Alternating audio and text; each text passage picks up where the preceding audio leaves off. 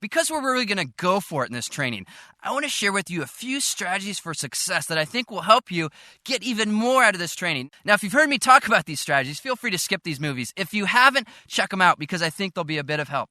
Well, let's say we're working on an image, and this particular image we'll be working on later in the training. And the point of the image is to illustrate the idea strength. So we're going through all of these different steps with this image, and we decide we could swing this image one way and have this color shift, or we could swing it back this other way, and we have all of these layers stacked up. Well, how the heck am I going to remember all of those layers and all that we've done in this particular image? Well, of course, what I'm going to do is take some notes in a notebook. That's incredibly important for me.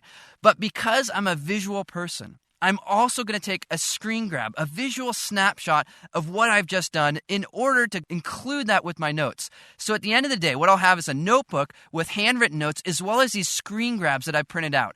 On a Mac, the shortcut for a screen grab is Shift-Command-4. You click and drag, and then the screen grab will be saved to your desktop or your scratch disk. On a PC, it's the good old print screen button. You press that button, open a new doc in Photoshop, then press Control-V to paste it in that new document. And again, I found this to be incredibly helpful for me when I'm learning a new software application. Another strategy for you. Here we have a photograph of my office, and you'll notice the chair is empty. And here's why. I was taking a break. I recommend that you take a break every 30 minutes, and I mean that. How long have you been sitting in your chair? My guess is you've probably been sitting quite a while. If it's been a long time, get out of your chair, stand up, and then sit back down. What that will do is it will get your blood pumping, and it will keep you fresh and keep you alert, and it will help you create stronger work. Another thing that you need to do is to be sure to blink. The number 2 reason why we have eye problems when we're working on a computer is that we don't blink. When we get really focused, what we do is we open up our eyes and we just keep them open because we're focusing in on it. And then a lot of us actually move closer to our computer monitor, which we shouldn't do. We need to stay back,